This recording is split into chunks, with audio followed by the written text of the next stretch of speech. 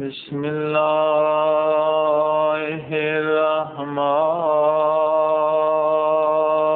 الرحمن الرحيم الحمد لله رب العالمين الحمد لله كما هو أهله والصلاة والسلام على سيد المرسلين وخاتم النبيين أبي القاسم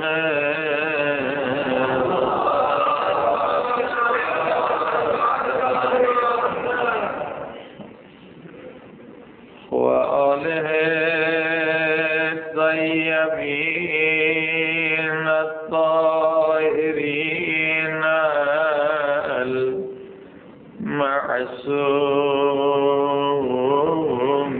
المعصومين إلهي عظم البلاء وبرح الخفاء وانكشف الغطاء وانقطع الرجاء وضاقت الأرض ومنعت السماء وأنت المستعان وإليك المشتكى وعليك المؤمل في شدة والرخاء اللهم صل على محمد وآل محمد أولي الأمر الذين فرضت علينا طاعتهم وأرفتنا بذلك منزلتهم ففرج عنا بحقهم فرجا قاتلا قريبا كلمح البصر أو هو أقرب يا محمد يا علي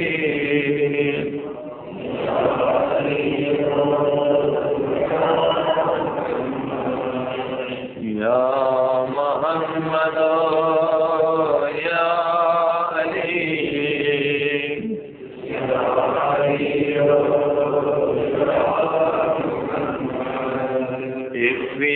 اكفياني فإنكما كافيان وانصراني فإنكما ناصران يا مولانا يا صاحب الزمان الغوث الغوث الغوث أدركني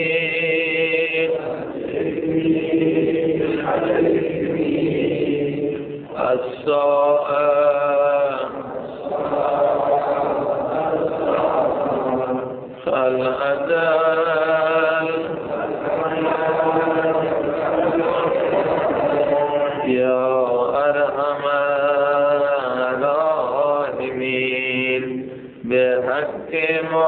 محمد وآلہ الطاہرین.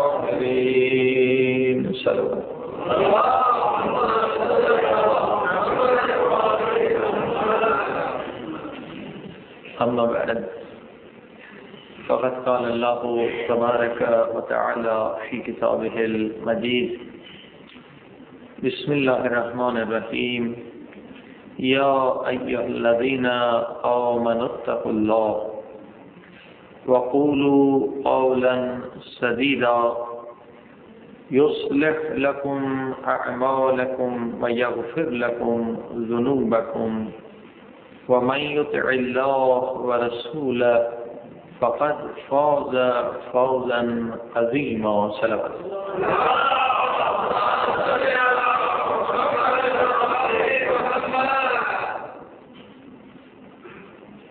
سامعین، عظیم کامیابی کیا ہے؟ ہماری نظر میں عظیم کامیابی کیا ہے اور خدا کی نظر میں عظیم کامیابی کیا ہے؟ اسی طرح سے قرآن کی نظر میں عظیم کامیابی کیا ہے اور لوگوں کی نظروں میں عظیم کامیابی کیا ہے؟ علم کے بغیر انسان بیچارہ اس قدر گر جاتا ہے پستی میں کہ ایسی غلطیاں کر گزرتا ہے کہ حیوانات بھی اپنی مخلوقات اپنی حیثیت کے مطابق ایسی غلطیاں نہیں کرتے. اگر یہ انسان علم سے، قرآن سے، اہل بیت سے دور ہو جائے تو پھر یہ بڑی بڑی غلطیاں کر گزرتا ہے، یہ نہیں سمجھ پاتا کہ عظیم کامیابی کیا ہے. آیا امام حسن و حسین علیہ السلام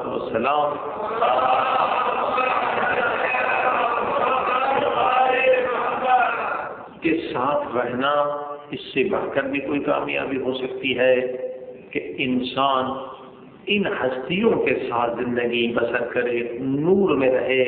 مگر آپ تاریخ میں ایسے بہت سارے لوگ دیکھیں گے جنہوں نے یہ سمجھا اپنی جہالت کی وجہ سے کہ اگر ہم اہل بیت کو چھوڑ دیں گے تو ہمیں بڑی کامیابی ہوگی، بہت عظیم کامیابی ہوگی، اور وہ اس قدر بدبخت ہوئے، اس قدر ناکام ہوئے، اس قدر نامراد ہوئے کہ ان کی دنیا بھی برباد ہو گئی، آخرت بھی برباد ہو گئی. صلوات علی محمد والے.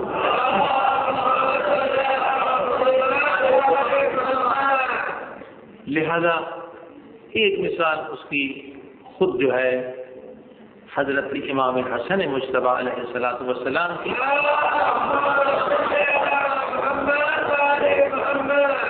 بیوی ہے، زوجہ ہے، جائزہ جس کا نام ہے، کہ یہ ایک مثال ہے. ایسی اور بہت ساری مثالیں ہیں کہ امام حسن علیہ السلام کے گھر میں رہ رہی ہے، زوجہ ہے امام حسن کی، وقت کے امام کی زوجہ ہے، جو کائنات کا امام ہے، مگر کیا ہے؟ معرفت نہیں ہے. امام کے ساتھ تو رہ رہے ہیں مگر امام کی معرفت نہیں ہے. کیونکہ اگر آپ تاریخ کا مطالعہ کریں تو اشعث جس جگہ کا باپ تھا اس نے جو بیٹی کا رشتہ دیا تھا امام حسن کو تو یہ سمجھ کر دیا تھا کہ حضرت علی علیہ السلام خلیفہ ہیں، اتنی بڑی حکومت ان کے پاس ہے، ان کے بعد جو ہے حکومت جو ہے امام حسن کو ملنے والی ہے. یعنی ان کی نیت میں امام کی حیثیت کم تھی بلکہ نہ تھی، بادشاہ اور حکومت کی حیثیت زیادہ تھی. صلوات پہ محمد والے.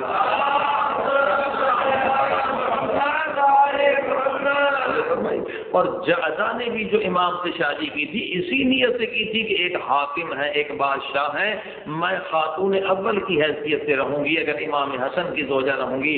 لیکن جب امام حسن علیہ السلام نے صلح کی تو اب کیا ہوا کہ حکومت کہاں چلی گئی؟ معاویہ کے ہاں چلی گئی. کیونکہ نیت ہی شادی کی یہ تھی کہ جناب ہم خاتون اول بن کر رہیں گی، یعنی امام حسن جو ہے خلیفۃ المسلمین ہوں گے اور ہم ان کی زوجہ، یعنی ہمارا یہ مقام ہوگا. لیکن جب دیکھا کہ خلافت اب نہ رہی، حکومت اب نہ رہی، تو وہی اشعث جو منافق تھا، اس کا باپ بھی خارجیوں میں سے ایک تھا، اور امام علی علیہ السلام کے قتل میں بھی شریک تھا، اس نے پھر اپنی بیٹی کو اسی طرح سے گمراہ کرنا چاہا، اور اسی طریقے سے یہی عورت جو ہے پھر اسے لالچ دی گئی کہ تمہیں حکومت ملے گی، تمہیں یزید کے ساتھ تمہارا نکاح ہوگا۔ اب دیکھیے کس قدر انسان بدبخت بنتا ہے، کس طرح سے نور سے نکل کر ظلمات کی طرف جاتا ہے کہ کائنات کے امام کی زوجہ ہے، مگر وہاں سے لالچ ملتی ہے، وہاں سے یزید کی ماں آتی ہے، لالچ دیتی ہے کہ تم امام کو زہر دے دو تو ہم کیا کریں گے، تمہارا نکاح یزید سے کرا دیں گے۔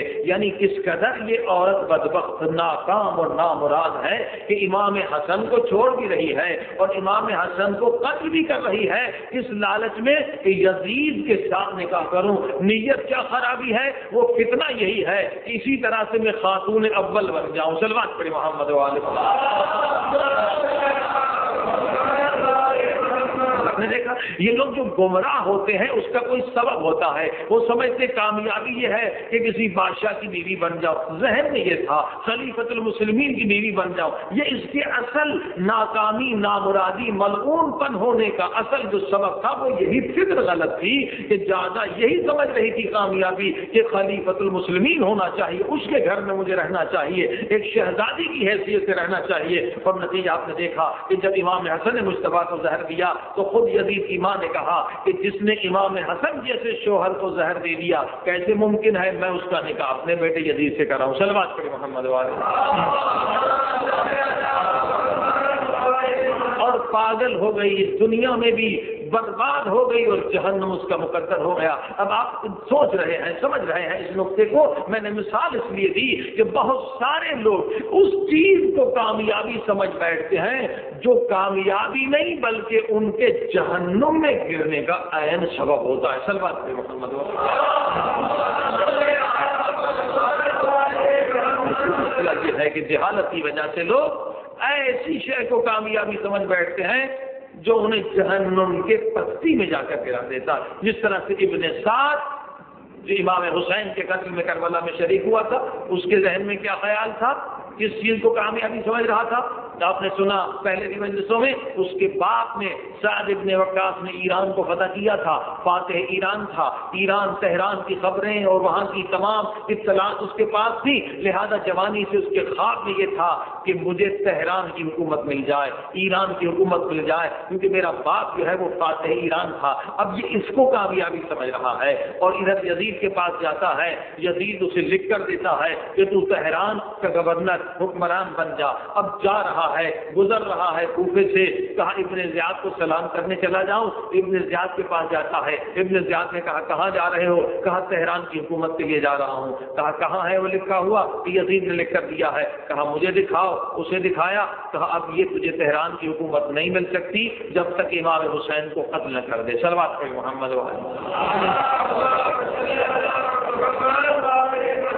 یعنی تاریخ اٹھا کر دیکھیے، جو لوگ ملعون بنے ہیں، فرعون بنے ہیں، نمرود بنے ہیں، وہ اس لیے بنے ہیں کہ وہ سمجھ رہے ہیں کہ یہ جو ہم کام کر رہے ہیں یہ عظیم کامیابی ہے۔ صلوات کریں محمد والے۔ یعنی عین جہنم کے عذاب کو وہ کامیابی سمجھ رہے ہیں اپنی جہالت کی وجہ سے۔ اس لحاظ سے ضروری ہے، شک ضروری ہے کہ ہم نوجوانوں کو، اپنے بچوں کو قرآن اہل بیت کے ذریعے سے بتائیں کہ زندگی میں عظیم کامیابی کیا ہے۔ کہیں ایسا نہ ہو کہ وہ عین پستی کو، غلاظت کو، فنا کو کامیابی سمجھ کر اپنی زندگی ضائع کر دیں۔ ظاہر ہے کہ زندگی ایک بار ملتی ہے اور زندگی بہت انسان کی مختصر ہے۔ صلوات پڑھیں محمد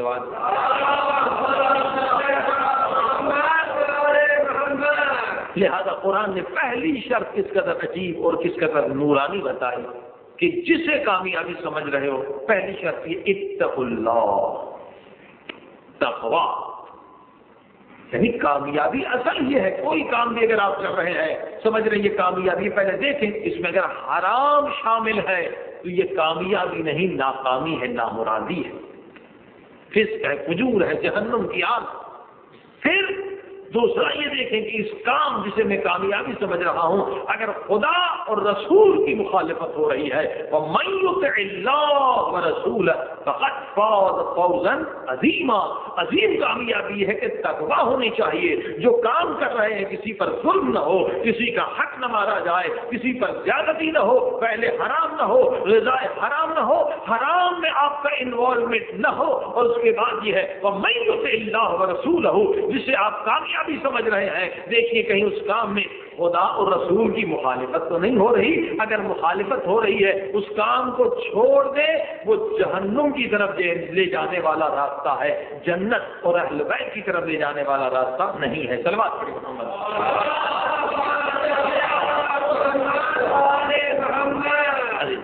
یہ بنیادی اصول ہے کامیابی۔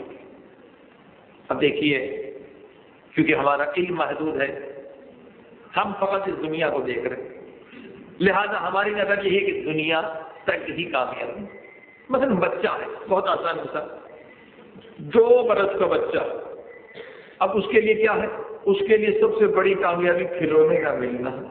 اب کھلونا آپ چھین لیں، دیکھیے قیامت اس کے لیے وسائل ہے، اس کے لیے سب سے بڑی مصیبت یہ ہے کہ کھلونا جو ہے اس کا ٹوٹ گیا، یا آپ نے اس کے ہاتھ سے کھلونا چھین لیا، یا اس کے لیے کھلونا نہیں لے کر دیا۔ اب دیکھیں بچے کی عقل محدود ہے نا، بچہ جو ہے وہ سمجھ رہا ہے یہ سب سے بڑی دنیا یہ میرا کھلونا ہے، اگر یہ ٹوٹ گیا تو اس کا دل ٹوٹ گیا، رو رہا ہے، پریشان ہے، کیونکہ عقل کم ہے، علم کم ہے، تو بچہ جو ہے وہ دنیا کو کھلونا سمجھتا ہے۔ چلیے بڑے تو ہم ہو گئے لیکن عقل میں، علم میں اب بھی ہم بچوں کی طرح ہے، یعنی خدا اور رسول کے مقابلے میں ہمارا علم کیا ہے، ہماری عقل کیا ہے، کچھ بھی نہیں ہے نا۔ لہذا اب جیسے بچہ کھلونے کے ٹوٹنے پر روتا ہے، اگر ہمارا 1 لاکھ کا درہم کا نقصان ہو جائے ہم بھی رونے لگتے ہیں۔ صلوات پڑھیے محمد۔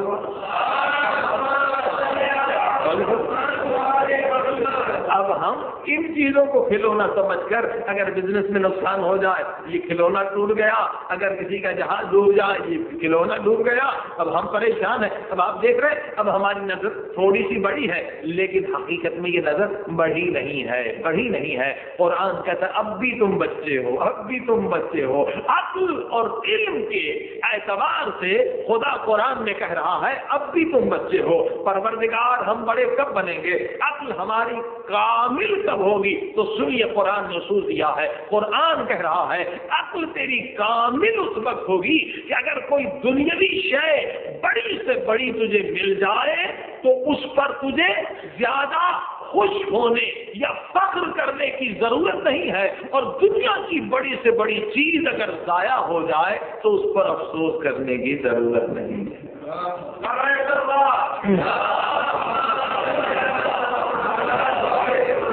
اب یہ ہوتے ولا تفرحوا، یعنی اگر فرحت خوشی کا اظہار ہو، دنیا کی شے 1 لاکھ 2 لاکھ بہت خوش ہو گئے، بنگلہ مل گیا خوش ہو گئے، نئے ماڈل کی گاڑی بہت خوش ہو گئے، اور جیسے کوئی چیز نقصان ہو گئے تو افسوس کرنے لگے۔ اب قرآن کہہ رہے کہ ابھی تم بچے ہو، ابھی وہی بچے کی طرح کھلونا ٹوٹ گیا رو رہا ہے، پریشان ہے، ابھی تمہاری عقل علم جو ہے وہ بچے کی طرح ہے، کیونکہ بالآخر ان چیزوں سے جدا ہونا ہے۔ کیا قبر میں گاڑی لے جاؤ گے، کیا قبر میں بنگلہ لے جاؤ گے، ان سے تو جدا ہونا ہی ہے۔ کسی عالم نے خوب کہا کہ میں کیوں ان سے محبت کروں جن کے بارے میں مجھے یقین ہے کہ یہ لوگ یا یہ چیزیں مجھ سے جدا بھی ہونے والی ہے اور مجھ سے بے وفائی بھی کرنے والی ہے۔ صلوات پڑھیں محمد۔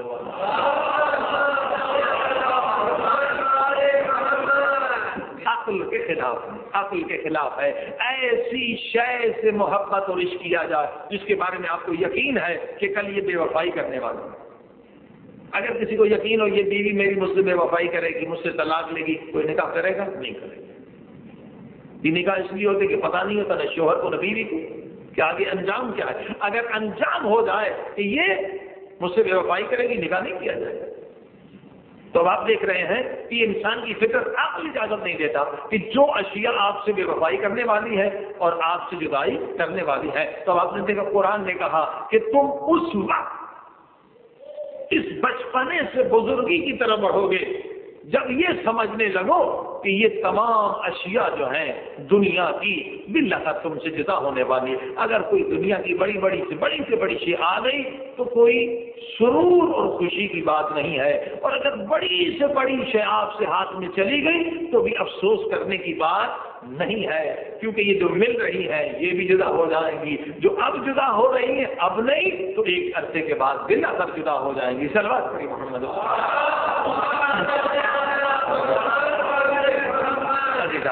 اب اس اصول پر بہت کم پرسنٹیج ہوگی لوگوں کی, یعنی ابھی تک ہم بچے ہیں. معرفت کو بڑھائیے, علم سے معرفت بڑھتی ہے, اور معرفت کی میں نے عرض کیے کہ 2 درجات ہیں. ایک معرفت یہی ظاہری ہے, ظاہری معرفت تو اس خبیث ملعونہ جادہ کو بھی تھی. ظاہری معرفت وہ سمجھ رہی تھی امام یعنی حکمران ہے, وہ یہ نہیں سمجھ رہی تھی کہ کل شیء احصیناہ فی امام مبین. یہ معرفت اس کے پاس علمی بھی نہیں تھی. ایک بادشاہ کی حیثیت سے امام حسن کو دیکھ رہی تھی, لہذا اسی نیت سے امام سے نکاح کیا. لیکن عزیزان گرامی اب معرفت کے درجات ہیں. ایک معرفت علمی ہے, معرفت عقلی ہے جو ہمیں حاصل کرنی ہے. اور وہ کیسے حاصل کرنی ہے؟ ہر ایک مسلمان پر واجب ہے کہ توحید کو, خدا کی ذات وحدانیت کو عقل اور علم کے ذریعے سے اس قدر علم معرفت حاصل کرے کہ تمام شکوک شبہات ختم ہو جائیں اور دوسرے کو بھی سمجھا سکے. نبوت کے بارے میں بھی اسی طرح سے, امامت کے بارے میں بھی اسی طرح سے, اور قیامت کے بارے میں بھی اسی طرح سے. اتنی معرفت حاصل کرنا آپ سب پر, ہم سب پر واجب ہے. اگر کوئی پوچھے کہ خدا کے وجود پر کیا دلیل ہے, ہم دلیل دے سکیں. اگر کوئی پوچھے نبی کی نبوت پر کیا دلیل ہے, ہم دلیل دے سکیں. اور اگر کوئی پوچھے امامت پر کیا دلیل ہے تو ہم دلیل دے سکیں. صلوات پر محمد.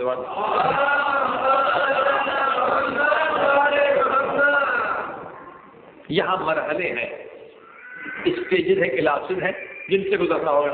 اب اگر خدا کے وجود پر آپ قرآن سے دلیل دیتے ہیں, آیت سے, کافر نہیں مانے گا, مشرک نہیں مانے گا. یہاں عقلی دلیل دینی ہوگی جو اہل بیت نے ہمیں بتائی ہے, جو معصومین نے بتائی, بڑے پیارے انداز سے, بہت آسان انداز سے امام نے بتایا, مشکل انداز سے بھی بتایا, فلسفی انداز سے بھی بتایا, منطقی انداز سے بھی. ایک کافر آیا جو مانتا نہیں تھا, خدا کو بالکل منکر تھا. امام نے کہا اچھا, خدا کی معرفت تیرے دل میں بھی موجود ہے, ہر ایک انسان کی دل میں موجود ہے. کہا میں خدا کو نہیں مانتا. ٹھیک ہے, خدا کو نہیں مانتا, یہ بتا کبھی کشتی میں سوار ہوا؟ کہا کشتی میں سوار ہوا. ٹھیک, کبھی ایسا ہوا کہ تیری کشتی بالکل دریا کے بیچ میں آ گئی اور کشتی ٹوٹ گئی اور ڈوبنے لگی؟ کہا ایک مرتبہ ایسا ہوا تھا.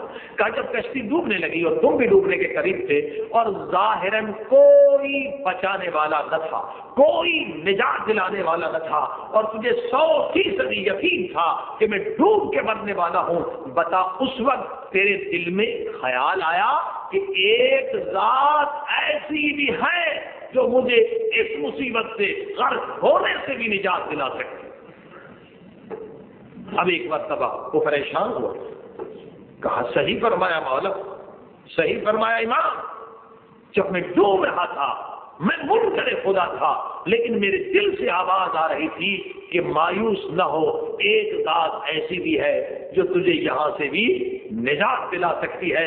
امام نے کہا جہاں ساری امیدیں ٹوٹ جائیں اور اس کے بعد بھی جس ذات میں انسان امیدوار ہوتا ہے اسی کا نام اللہ ہے. صلوات پہ محمد.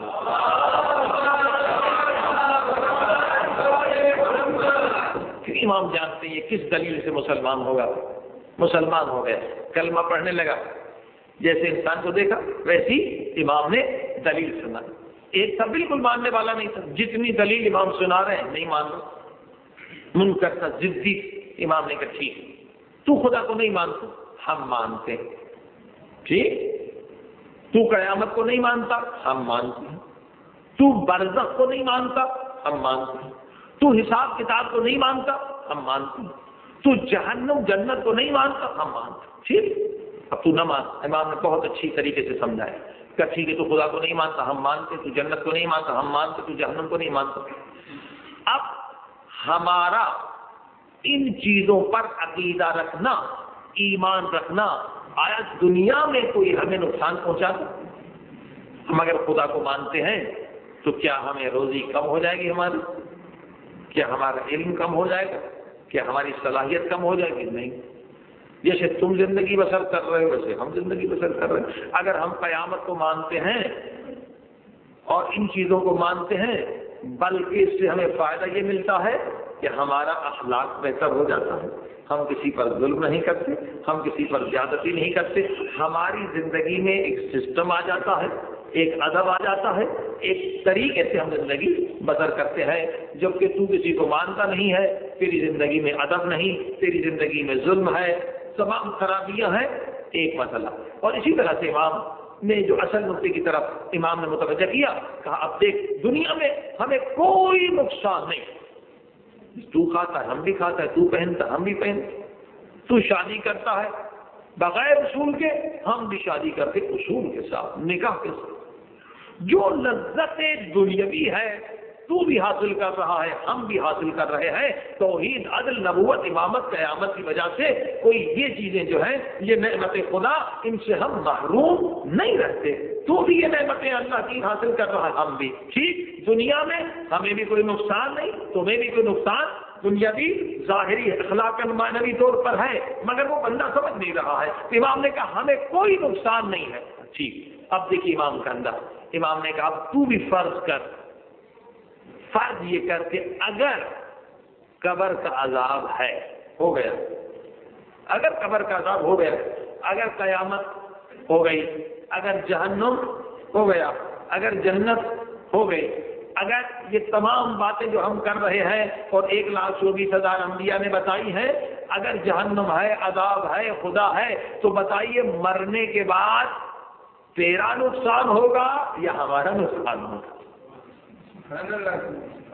تو نہیں مانتا. یہ ضدی انسان کے لیے بہترین دلیل ہے کہ اگر قبر میں عذاب ہو گیا تو بتا تجھے کہ تیرا کیا ہوگا. اب تو واپس تو آ نہیں سکتا، یعنی تیرا تو ابدی نقصان ہو گیا، پرماننٹ لاس ہو گیا. اگر قیامت ہے، اگر عذاب ہے تو بتا پھر تو کیا کرے گا؟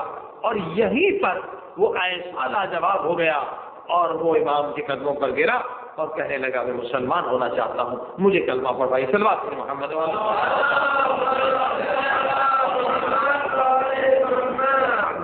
تو مختلف انداز سے اہل بیت نے لوگوں کو توحید کے بارے میں اللہ سبحانہ و تعالیٰ کی ذات کی معرفت میں بتایا. میں نے عرض کیا کہ یہ دلیلیں آپ کے پاس ہونی چاہیے ایک مسلمان کی حیثیت سے.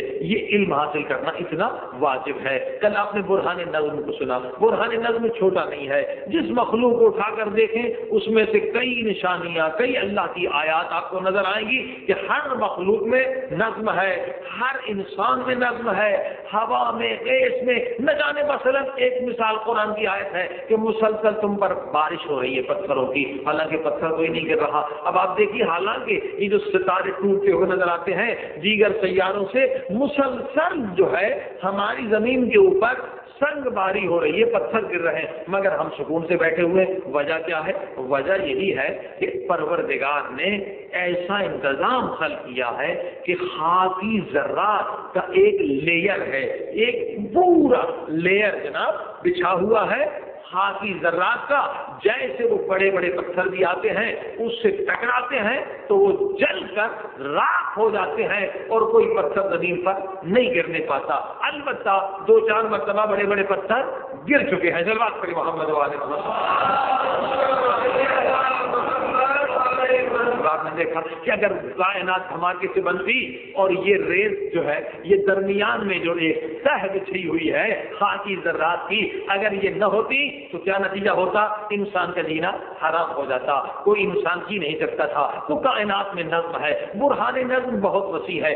جس مخلوق کو اٹھا کر آپ غور کریں گے اس میں حیران ہو جائیں گے. حتیٰ کہ یہ چونٹی جو ہے یا مکوڑا جو ہے، یہ چونٹی مکوڑے جو ہے، کسی صاحب نے 30 سال چونٹی یا مکوڑے پر ریسرچ کی ہے اور اس قدر اس میں اللہ کی نشانیاں ظاہر ہوئی ہیں کہ وہ کہتا ہے میں حیران ہو گیا ہوں کہ 30 سال میں نے تحقیق کی ہے اور عجیب و غریب چیزیں مجھے کیڑے مکوڑوں کے اندر نظر آئی ہیں کہ پروردگار نے انہیں کیا کیا چیز علم عطا کیا ہے، کیا کیا چیزیں عطا کی ہیں. اس طرح سے ان کی زندگی کا نظام ہے. صلوات پڑھیں محمد والے.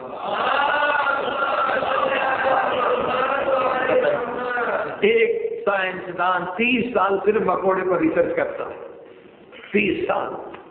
اب بتائیے اللہ کی کس قدر مخلوقات، زندگی انسان کی محدود ہے، علم بے پناہ وسیع ہے، جس مخلوق میں غور کرتے جائیں گے اللہ کی معرفت ملتی چلی جائے گی۔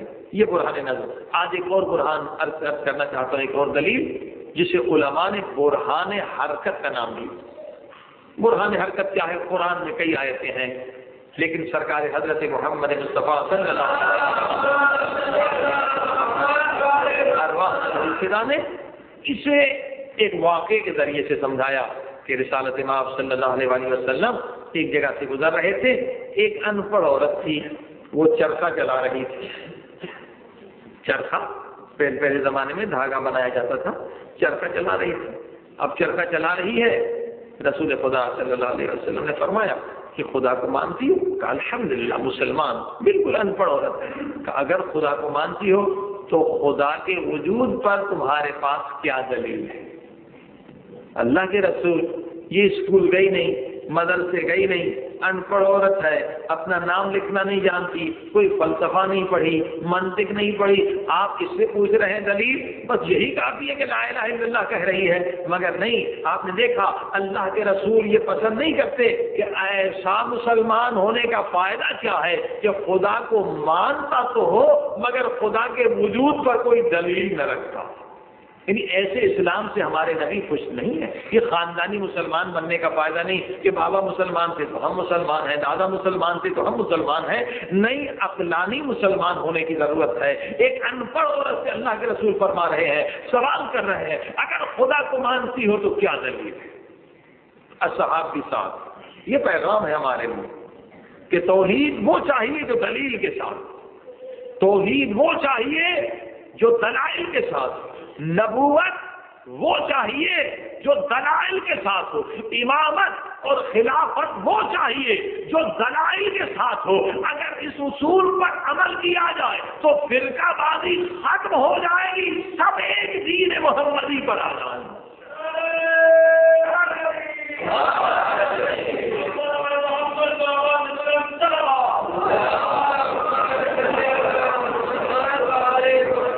فرقہ بندی کس لیے ہے؟ اسی لیے کہ سارے خاندانی مسلمان ہیں۔ اگر کوئی شیعہ ہے تو خاندانی شیعہ ہے، اگر کوئی سنی ہے تو خاندانی سنی ہے۔ اس نے تحقیق نہیں کی۔ ہمارے رسول ایسا مذہب، ایسا دین پسند نہیں کرتے جو بغیر تحقیق کے ہو۔ اب اسی لیے فرقہ بازی قائم رہ رہی ہے۔ اگر یہ شعور پیدا ہو جائے کہ یہ ضروری نہیں کہ آپ شیعہ ہو جائیں یا آپ سنی ہو جائیں، نہیں، آپ جس مذہب پر رہیں، مگر ہمارے رسول یہ کہتے ہیں، قرآن یہ کہتا ہے، بار بار کہتا ہے، اے مسلمان جس چیز کو بھی تو مانتا ہے تو اس وجہ سے نہ مان کہ تیرے ماں باپ مانتے ہیں، آباؤہم فہم غافلون۔ یہ تو دلیل غافل کہتے تھے کہ ہمارے ماں باپ کیونکہ کفر میں تھے، بت پرست تھے، اس لیے ہم بت پرستی کرتے ہیں۔ اسی اصول کو آگے ہمارے رسول خدا صلی اللہ علیہ وسلم نے توڑا ہے کہ یہ اصول حق کا نہیں ہے، یہ باطل کا اصول ہے، یہ مشرکوں کا اصول ہے۔ جس مذہب پہ رہے مگر پہلے اس مذہب پر تحقیق کرے۔ اگر نبی کو مان رہے ہیں، اگر کسی کو خلیفہ مان رہے ہیں، اگر کسی کو امام مان رہے ہیں تو پہلے پوچھیے اپنے مذہب سے اس کے خلیفے ہونے کے لیے قرآن سے دلیل کیا ہے، اس کے امام ہونے کے لیے قرآن سے آیت کون سی ہے، عقلی دلیل کیا ہے، حدیث کی دلیل کیا ہے۔ اصول یہ ہے، ان 5 چیزوں کو جو ہمیں سمجھنا ہے وہ دلائل کے ساتھ سمجھنا ہے۔ صلوات پر محمد وعلیہ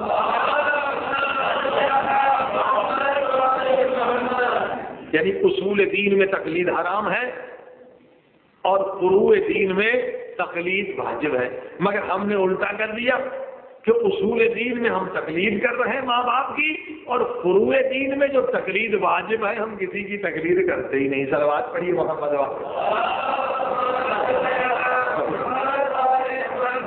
جہاں تقلید واجب ہے ہم کرتے نہیں، اور جہاں تقلید حرام ہے وہاں ہم تقلید کرتے ہیں، اسی لیے فرقہ بازی ہے۔ تو گرامی اب آپ نے سنا رسول خدا صلی اللہ علیہ وسلم پیغام یہ دینا چاہتے ہیں کہ بغیر دلیل کے اگر خدا کو بھی مان رہے ہو تو یہ ماننا کوئی عظیم کامیابی نہیں ہے۔ عظیم کامیابی یہ ہے کہ اگر خدا کو بھی مانو تو دلیل کے ساتھ، اے خاتون ان پڑھ ہے مگر بتا دلیل کیا ہے خدا کی خدائی پر۔ جب ہمارے رسول اسے پسند نہیں کرتے کہ خدا پر بھی ایمان بغیر دلیل کے رکھنا صحیح ہے، تو خلافت اور امامت پر ایمان بغیر دلیل کے کیسے صحیح ہو سکتا؟ خلافت اور امامت پر بغیر دلیل کے ایمان رکھنا قطعاً صحیح نہیں ہے۔ اب دیکھیے دلیل کیا، وہ خاتون کہتی اللہ کے رسول دلیل چاہیے؟ جی ہاں دلیل چاہیے، خدا ہے دلیل۔ جیسے وہ چرخہ چلا رہی تھی لکڑی کا، ہاتھ روک دیے، چرخہ رک گیا، کہ اللہ کے رسول یہ دلیل ہے؟ کہا نہیں، اسے تشریح کرو، سمجھاؤ میرے اصحاب کو۔ کیا دلیل؟ کہ اللہ کے رسول میں اس چرخے کو چلا رہی تھی، چل رہا تھا، اب میں نے ہاتھ چھوڑ دیے، یہ چرخہ رک گیا۔ تو جب یہ معمولی چرخہ بغیر چلانے والے کے نہیں چل سکتا، تو یہ سورج کا نکلنا، یہ چاند کا نکلنا، یہ دن اور رات کا ہونا، یہ کیسے ممکن ہے کہ بغیر چلانے والے کے دن بھی آ رہا ہو اور رات بھی آ رہی ہو؟ صلوات پڑھیے محمد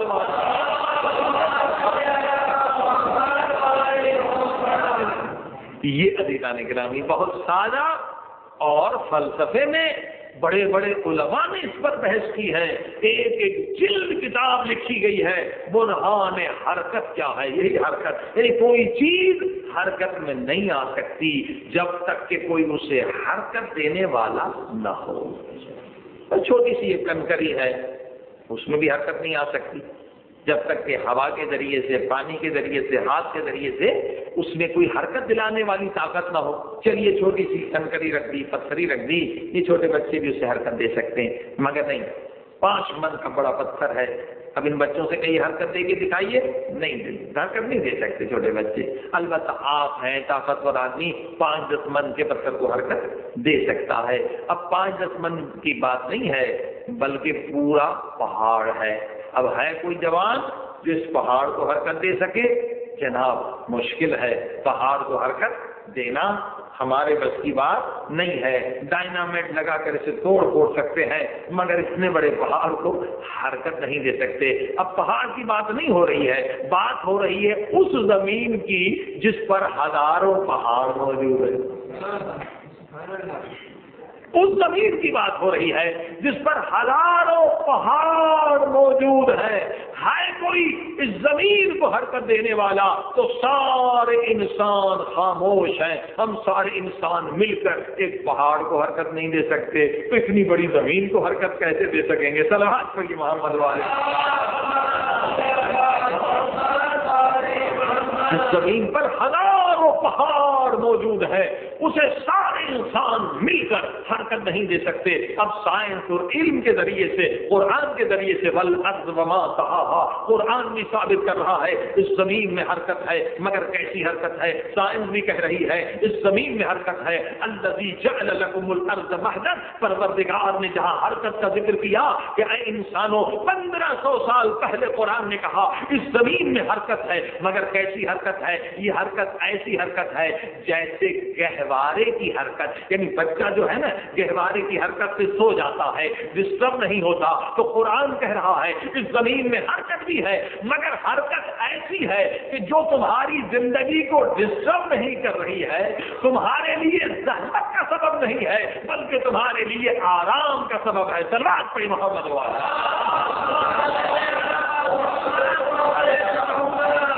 اسی حرکت میں برکت ہے۔ اگر زمین میں حرکت نہ ہوتی تو گرمی اور سردی نہ ہوتی، اگر گرمی اور سردی نہ ہوتی تو فصلیں نہ پکتی، اگر گرمی اور سردی نہ آتی تو ہزارہ قسم کے بیماریوں کے جراثیم ختم نہ ہوتے۔ پروردگار کہہ رہا ہے اس زمین کو ہم نے حرکت دی ہے، مگر اس کی حرکت کی مثال کیا کہا؟ الذی جعل لکم الارض مہدا، مہد کہتے ہیں بچے کے گہوارے کو۔ ہم نے تمہارے لیے اس زمین کو جیسے بچے کا گہوارہ ہوتا ہے نا، گہوارے کی طرح بنایا ہے۔ اس میں حرکت تو ہے، مگر یہ حرکت تمہارے لیے برکت ہے۔ صلوات پڑھیے محمد والے۔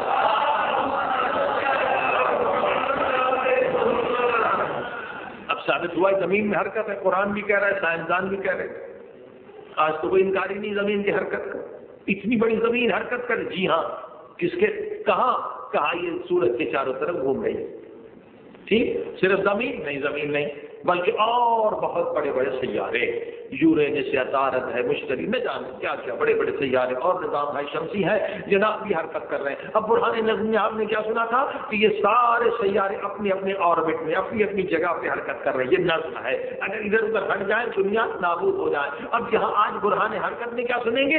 ابھی آپ نے سنا کہ کوئی چھوٹی سی کنکری بھی حرکت میں نہیں آ سکتی جب تک کہ کوئی پاور، جب تک کہ کوئی طاقت حرکت دلانے والی نہ ہو. اب یہاں پر جناب کنکری کی بات نہیں، پہاڑوں کی بات نہیں، بڑے بڑے سیاروں کی بات ہو رہی ہے. زمین سے بڑے بڑے سیارے جو ہیں وہ گھوم رہے ہیں، ان میں حرکت ہے. ہم سارے لوگ مل جائیں صرف اس زمین کو حرکت نہیں دے سکتے، جبکہ اس سے بڑے بڑے سیارے حرکت میں ہیں تو ماننا پڑے گا کہ یہ حرکت، اس زمین کی حرکت بڑے بڑے سیاروں کی حرکت بتا رہی ہے کہ جس ذات نے ان بڑے سیاروں کو حرکت دے رکھی ہے یقیناً وہ سبحان ربی العظیم و بحمدہ، اسی ذات کو کہتے ہیں سبحان ربی الاعلی و بحمدہ.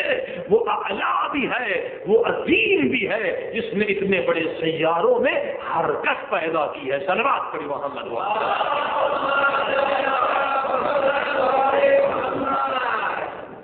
یہ معرفت علمی ہے، یہ کوئی مشکل نہیں ہے. ایک مجلس سنی، یاد ہوگی بات، کتاب پڑھی، برہان، دلیلیں ہزاروں بے شمار، تعداد معین نہیں.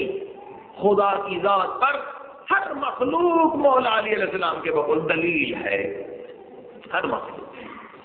لیکن عزیزان گرامی، یہاں پر اگر ہم رک گئے کہ صرف علم حاصل کیا تو یہ کافی نہیں ہے. یہ معرفت ہے مگر اس سے قدم آگے بڑھنا ہے. کیونکہ میں نے عرض کیا یہ معرفت علمی اگر 100 دلیلیں بھی کوئی ممبر سے بیان کر لے اور آپ سن لیں، یاد کر لیں، تو یہ 100 دلیلیں کہ خدا کی ذات ہے، قیامت ہے، برزخ ہے، موت ہے، یہ سب چیزیں ہیں، اگر 100 دلیلیں بھی یاد ہو گئیں تو یہ 100 دلیلوں کا علم ہمیں گناہ سے روک نہیں سکتا. کیونکہ یہ معرفت علمی ہے. معرفت قلبی کی ضرورت ہے. معرفت قلبی ہے جو انسان کو گناہ سے روکتی ہے، معرفت علمی نہیں.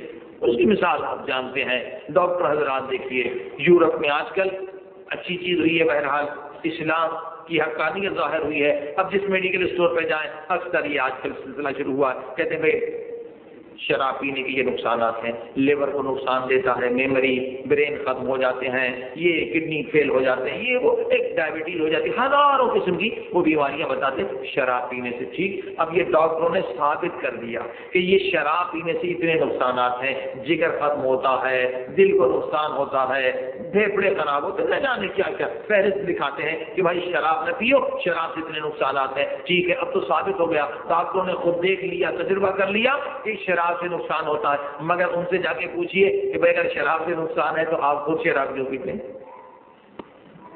پھر بھی شراب پیتے، کیونکہ معرفت علمی ہے. معرفت علمی ہے، معرفت قلبی نہیں.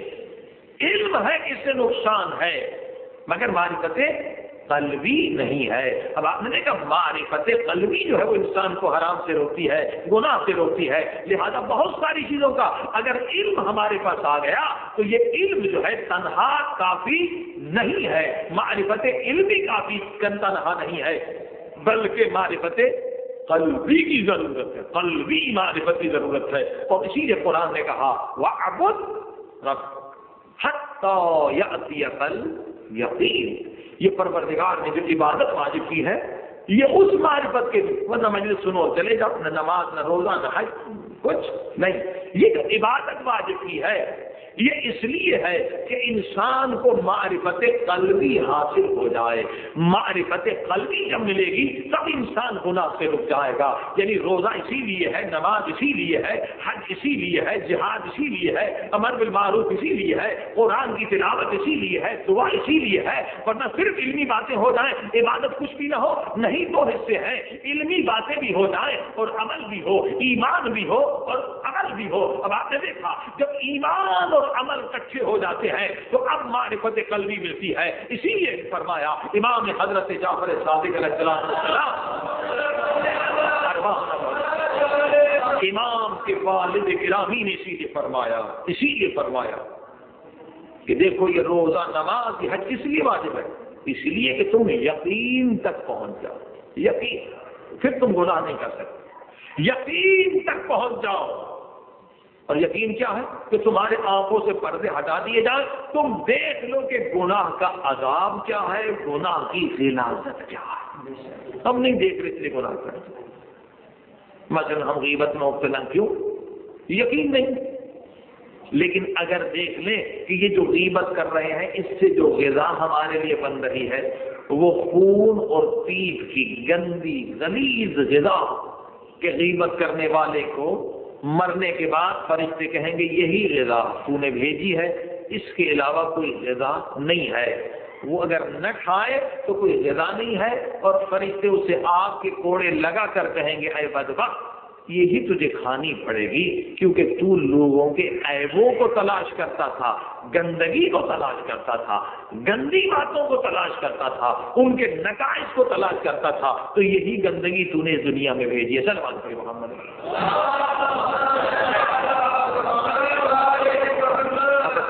اگر ہم کو نظر دیکھ لیں کہ غیبت کا ہم نے جو غیبت کی اسے کیا عذاب بنا، پھر دوبارہ غیبت کر سکیں گے؟ نہیں کر سکیں گے.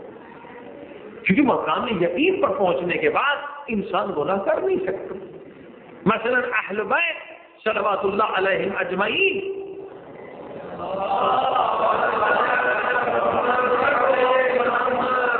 کے بارے میں بحث ہے. انشاءاللہ اگر وقت نے اجازت دی کہ کل شاید آخری مجلس ہو، اعمال کی عید کی ہوں گے، ذرا آپ جلدی آئیں تاکہ مجلس کے بعد اعمال عید بھی کر لیں جو بہت اہم ہے. جیسے اکثر مجلس میں نے کہا تھا کہ شب قدر سے زیادہ روایتوں میں کہ شب عید خدا گناہگاروں کو بخشتا ہے، اور اعمال بھی اس سے زیادہ ہیں. تو عرض کر رہا تھا کہ شب عید کو خصوصاً دوستوں کو بھی تلا دیں، شب عید کے اعمال بہت نورانی. مثلا یہ بحث ہے اہل بیت کے بارے میں کہ آیا اہل بیت گناہ کی طاقت ہی نہیں رکھتے یا گناہ کی طاقت ہے ان کے اندر؟ اگر یہ مان لیا جائے کہ اہل بیت کی جو عصمت ہے وہ اس طرح سے مان لیں کہ ان کے پاس گناہ کرنے کی طاقت ہی نہیں ہے، ٹھیک، تو یہ کوئی فضیلت نہیں ہوگی اہل بیت. غور کریے گا، فرشتوں کے پاس گناہ کرنے کی طاقت نہیں ہے، وہ بیچارے گناہ کر ہی نہیں سکتے. اب ان کا کمال کیا؟ یعنی اس طرح سے اگر کوئی اہل بیت کو معصوم مان رہا ہے تو اس نے کوئی فضائل بیان نہیں کیے بلکہ فضائل گھٹا دیے، کیونکہ اہل بیت گناہ کر نہیں سکتے تھے، طاقت ہی نہیں تھی.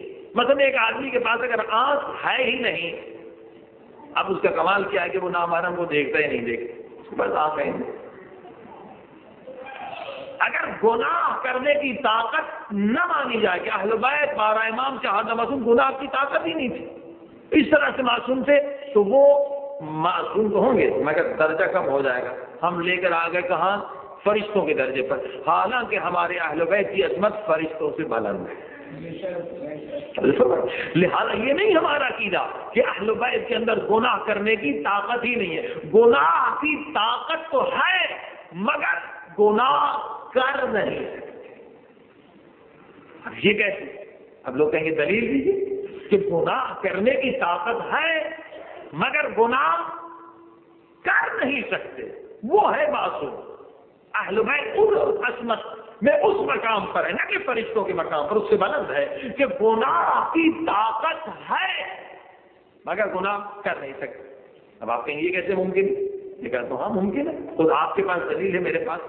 مثلا انسان کے پاس طاقت ہے، انسان گندی نالی کا پانی پی سکتا ہے مگر ہمیں یقین ہے کہ نہیں پیے گا. ہے نا؟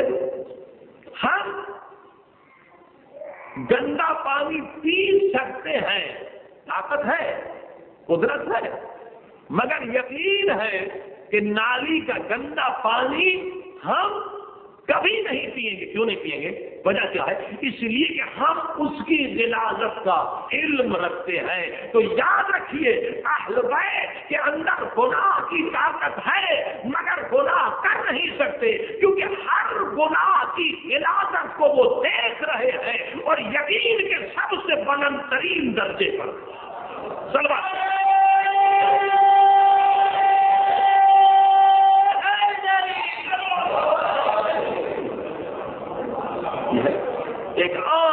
عام انسان اگر ریاضت عبادت کرے، جو اصول اہل بیت نے بتائے اس پر عمل کر لے، یقین کی پہلی منزل پر بھی اگر پہنچ جائے، پہلی منزل پر بھی، تو بھی وہ گناہ نہیں کرتا، طاقت ہے نہیں۔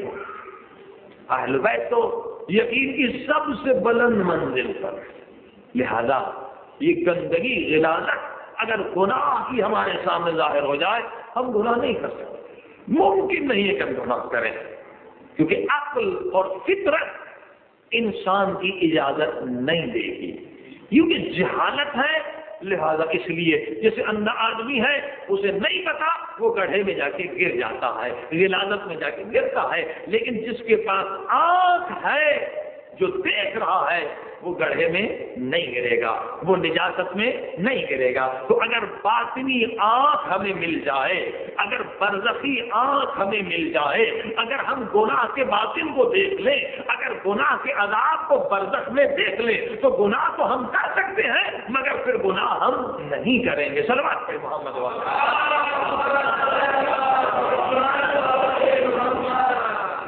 تو عزیزان گرامی، عظیم کامیابی یہی ہے کہ انسان اگر پوری زندگی جیسے ہم لوگوں نے ضائع کر دی کہ صرف حیوانی آنکھ ہے مگر برزخی آنکھ نہیں، نورانی آنکھ نہیں، تو یہ انسان عظیم کامیابی کا مالک نہیں ہے۔ عظیم کامیابی کیا ہے کہ انسان کو اس دنیا میں برزخی آنکھ مل جائے، نورانی آنکھ مل جائے، اور ناممکن نہیں ہے۔ سرکار حضرت محمد مصطفیٰ صلی اللہ علیہ وسلم فرماتے ہیں کہ اگر اے میرے اصحابیوں، اے مسلمانوں، اے کلمہ ہو، اگر تم گناہ سے خود کو بچاؤ، گناہ نہ کرو، گناہ، تو خدا تمہیں یہ مقام دے گا کہ تم ان آنکھوں سے، یہ حیوانی آنکھیں صرف نہیں بلکہ خدا ایک اور نور عطا کرے گا۔ اس حیوانی آنکھ سے 1 میل تک ہم نہیں دیکھ سکتے، 2 میل کے بعد نہیں دیکھ سکتے، مگر اللہ کے رسول فرماتے ہیں اگر تم گناہ سے بچو، یہ شرائط تمام تقریباً کچھ شرائط عرض کیے کہ گزشتہ مجالس میں کہ اگر ان پر تم عمل کرو تو تم 7ویں آسمان تک فرشتوں کو دیکھ سکتے ہو۔ قبر تو نزدیک ہے، برزخ تو نزدیک ہے، بلکہ تم بلندی کی طرف دیکھ سکتے ہو، 7ویں آسمان تک دیکھ سکتے ہو، ممکن ناممکن نہیں۔ مسئلہ یہ ہمارے لیے مشکل یہ گناہ جس نے ہمیں حجاب، دیوار، رکاوٹ، بیریئر، یہی اگر گناہ سے انسان خود کو بچا لے، 7 اعضاء بچیں، اور جسے خیال پاک رہے، اور غذا حلال ہو، طیب ہو، طاہر ہو، تو یقیناً سارے مسائل حل ہیں۔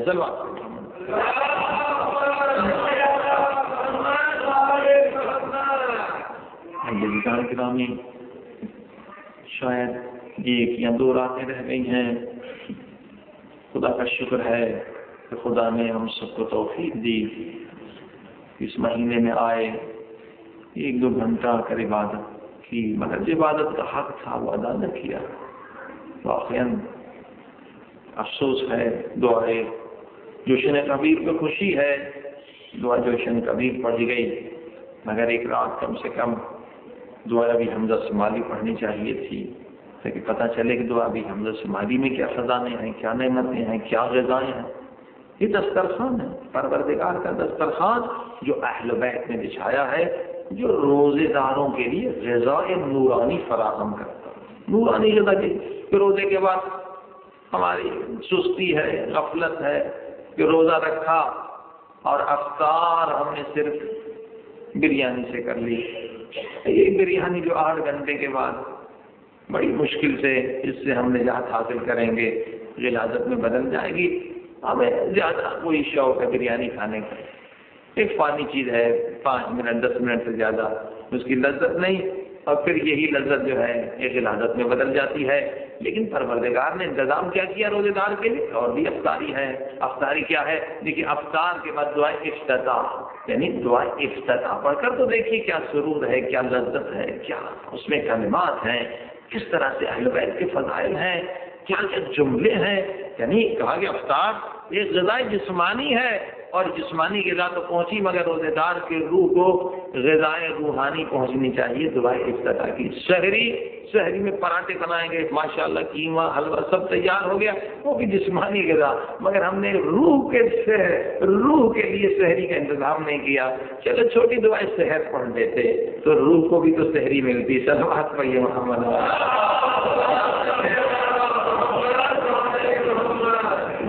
یہ کوتاہیاں ہیں کہ انشاءاللہ خدا توفیق دے ان کوتاہیوں کو ہم دور کریں اور رمضان کو سمجھیں، درک کریں کہ رمضان کا مقصد کیا ہے. جسم پروری کا اگر نام رمضان ہوتا تو بھوک اور پیاس کا حکم نہ ہوتا.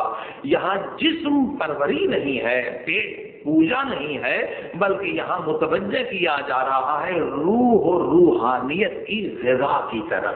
یعنی حیوانی غذا کو روک کر خدا ہمیں فکر دینا چاہتا ہے کہ صرف کھانے پینے ہی کی لذت نہیں بلکہ لذتیں کچھ اور بھی ہیں. صلوات پڑھی محمد. دعا کریے پروردگار ہمیں وہ لذتیں عطا فرما جو تو نے اصحاب اہل بیت کو عطا فرما، خصوصاً دعا کی لذتیں، خصوصاً ذکر کی لذتیں.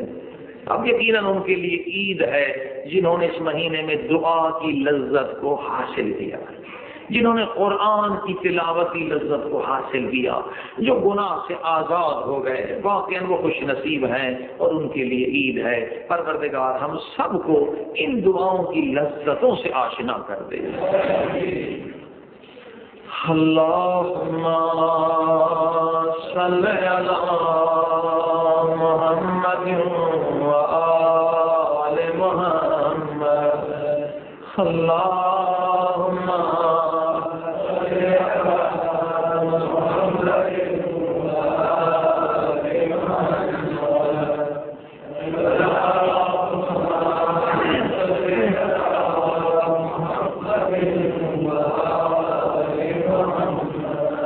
اللہم صلی علی محمد وآل محمد. اللہم صلی علی محمد یا اللہ یا اللہ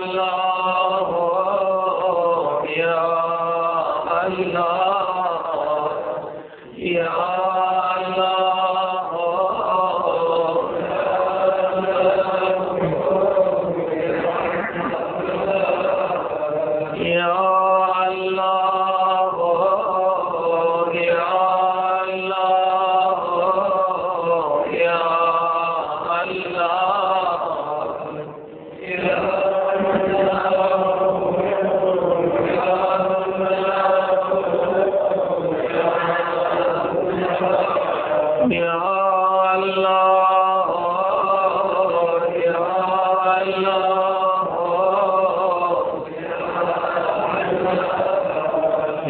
بچی شام کے زندان میں فریاد کر رہی تھی یا اللہ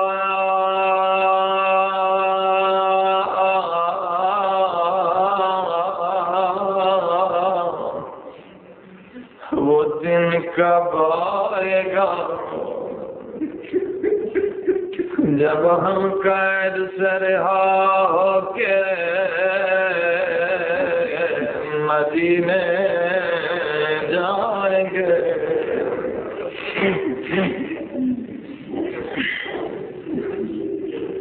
خزاگر جانتے ہیں آپ یہ کون بچی تھی؟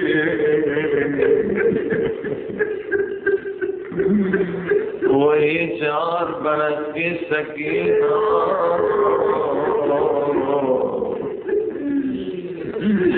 جس بچی کو سب سے زیادہ وطن جانے کی تمنا تھی وہ پردیش میں مر گئی.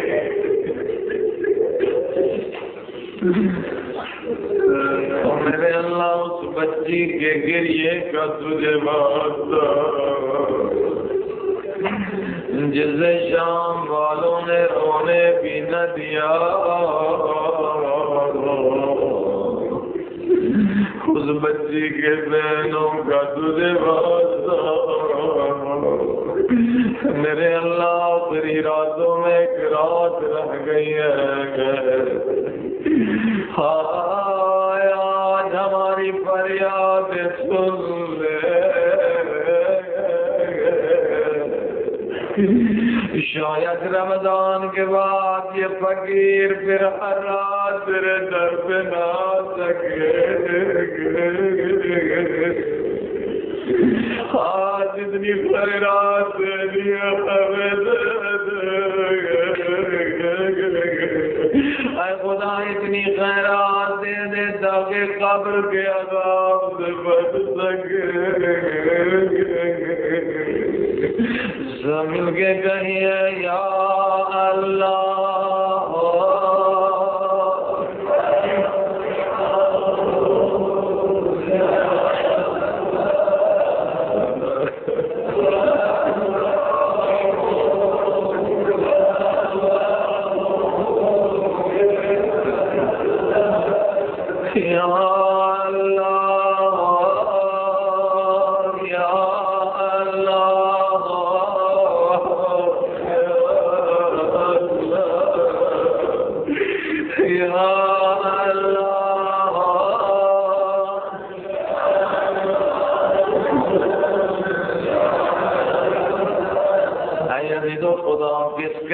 کریم ہے، کس قدر رحیم ہے۔ ابھی جس دعا کا ذکر سنا، یعنی دعا افتتاح، کس نے بتائی، کس نے یاد دلائی؟ امام زمانہ کی دعا ہے۔ امام فرماتے رمضان میں اس دعا کو پڑھا کرو، رمضان ختم ہونے والا، ابھی تک کسی نے اگر ایک مرتبہ نہیں پڑھی، آج جا کے گھر میں پڑھ لے دعا افتتاح۔ اس میں جملہ فرماتے ہیں، عجیب جملہ فرماتے ہیں، الہی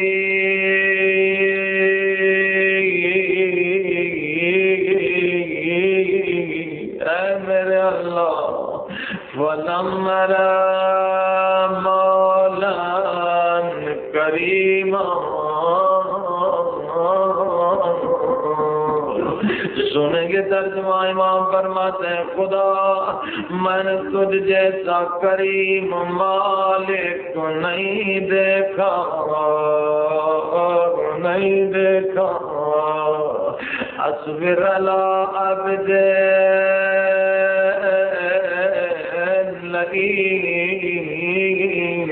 اے خدا تو گناہگار کے گناہوں پہ کتنا صبر کرتا،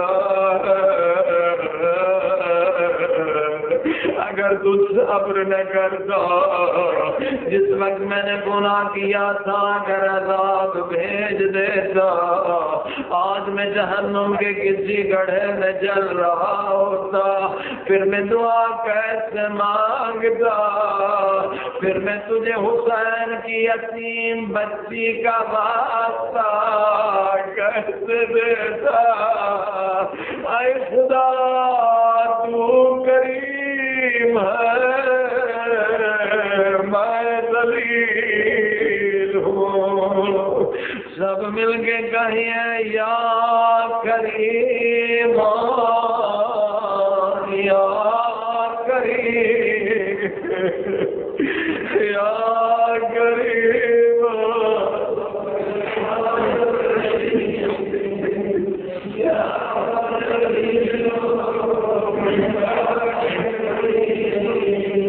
یا کریم، ہے میرے کریم مولا، آج ہم سب کو اپنے کرم کے دروازے سے خیرات، کیونکہ تیرے کرم کے دروازے میں سنیے عجیب بات ہے، کرم کے دروازہ اس قدر خدا کا بڑا ہے، اس قدر عظیم ہے، اس قدر لامحدود ہے کہ شیطان اس قدر مخالفت، اس قدر گناہ کرنے کے بعد بھی، سنی عزیز و عجیب بات کہہ رہا ہوں، شیطان اب بھی خدا کے کرم کے دروازے میں امیدوار ہے۔ کس قدر کرم خدا عظیم ہے، اے خدا گناہگار ہے، مگر شیطان سے بدتر تو نہیں ہے۔ میرے اللہ تیرے کرم کا دروازہ اس قدر عظیم ہے کہ شیطان بھی امیدوار ہے، میں گناہگار بھی تیرے کرم کے دروازے پہ کھڑا ہوں، ہم سب بھی تیرے کرم کے دروازے پہ کھڑے ہیں، سب مل کے کہیے یا کریم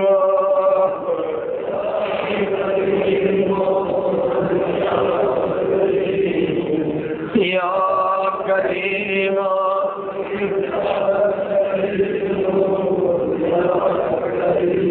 یا کریم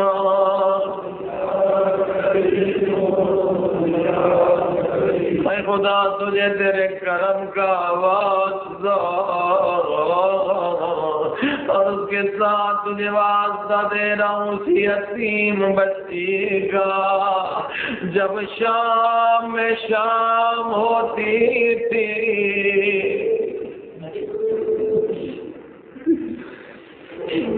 خدا کو شام کی زیارت نصیب کرے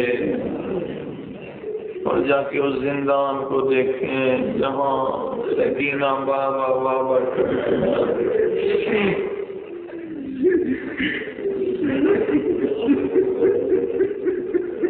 عزیزوں جب شام میں شام ہوتی تھی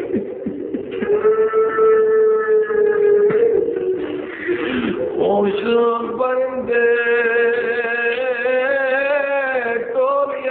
ٹولیاں کر کے زندان کی چھت کے اوپر سے گزرتے تھے، سکینہ روتی ہوئی اٹھتی تھی، سجاد کا بازو پکڑ کے ایک سوال کرتی تھی، خود بھی روتی تھی، زندان والوں کو بھی رلاتی تھی، اداکار سنیں گے کیا سوال کرتی تھی، سکینہ پوچھتی تھی، سجاد میں خود پہ قربان جاؤں، او سجاد میرے قیدی بھیا بتا یہ پرندے کہاں جا رہے ہیں یا اللہ۔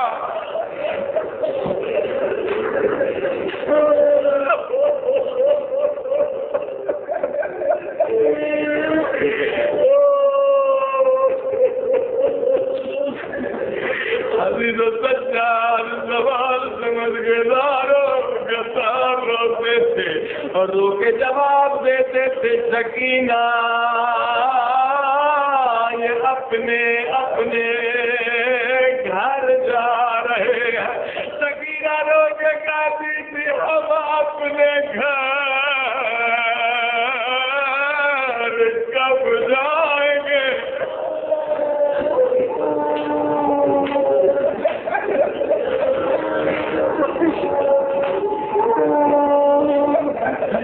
نظر سکینہ پوچھتی تھی، سجاد جی سجاد ہم اپنے گھر کب جائیں گے؟ میں نے عرض کیا کہ بچی کو سب سے زیادہ گھر جانے کی تمنا تھی، ادادارو وہ بابا بابا کر کے زندانوں میں مر گئی۔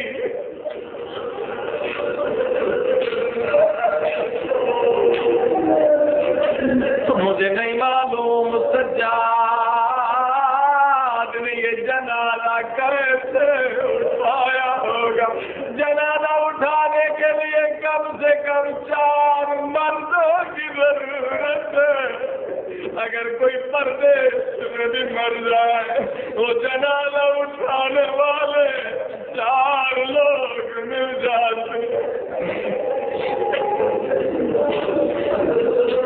مگر ازادہ روحائے سجاد کی غربت۔ اب جب سادات رہا ہونے لگے شام کی مومنہ پوچھا دینے کے لیے آئے زینب کے قدموں پہ گر کے رونے لگی بی بی ہمیں معاف کریے وہ ہمیں نہیں معلوم تھا زہرا کی بیٹیاں زندانوں میں ہیں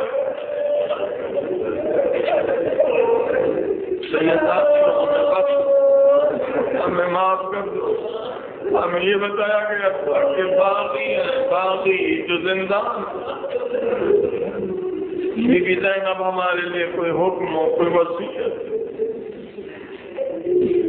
ہم اس غلطی کا ازادہ کرنا چاہتے ہیں زیادہ روز سنیں گے جناب زینب نے کیا وصیت کی ہوگی جناب زینب نے فرمایا ہوگا او شام کی مومنہ عورتوں اللہ تمہاری گودوں کو آباد رکھے کبھی ہماری گودیں بھی آباد ہوا کرتی تھی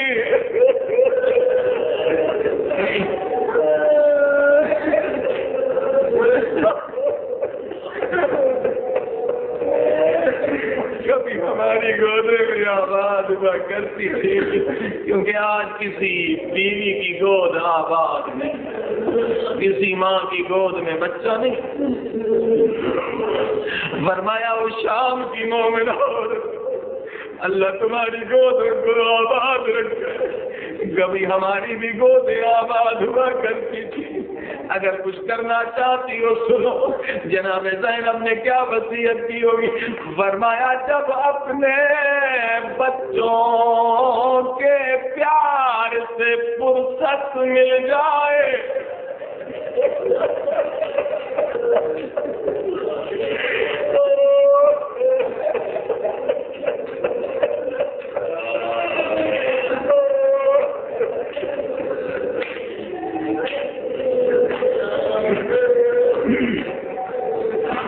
شام کی مومنہ عورت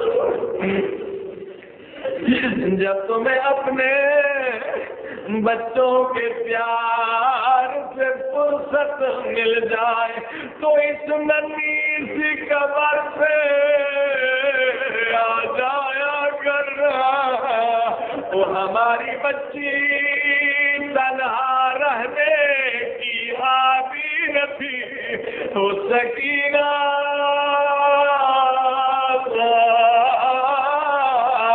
کی قبر پہ آ کے چراغ جلا دیا کرنا کیونکہ سکینہ کا شام میں کوئی نہیں ہے سب جا رہے ہیں اس بچے کی قبر میں کوئی آ کے رونے والا نہیں اس بچے کی قبر میں آ کر کوئی فاتحہ پڑھنے والا نہیں اور جب تمہیں اپنے بچوں کے پیار سے فرصت مل جائے ہماری سکینہ کی قبر میں آ کے فاتحہ پڑھ لینا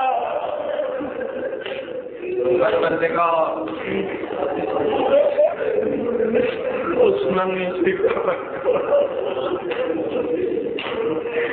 شام کے زندان میں تنہا قبر میرے اللہ